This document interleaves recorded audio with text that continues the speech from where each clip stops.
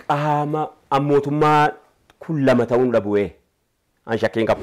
1300 nama kumni jaatamni kun immoo homaa nama mitiidha moo jara nama masjiida kan silaa mootummaatu ijaaruu qaba akka hawaan isiin of keessaa qabdu. waliigalteedhaan mootummaan qaamni nageenyaa iddoo jirutti iyyuu axariin sun axarame jechuudha dallaan sun ijaarame. warri bakka amantaa islaamaa yookaan immoo muslimaa bakka bu'ee jiru kun dirqama isaanii kan hin bahanne taate uummannis dirqama isaanii hin bahata maaliif jennaani kun amantaa islaamaa amantaa isaa waan ta'eef aqiidaa isaa waan ta'eef masjida akkatti ilaaluu qaba. jarri kun akka nuti masjidatti ilaalluun beekuu natti fakkaata fahamne natti fakkaata.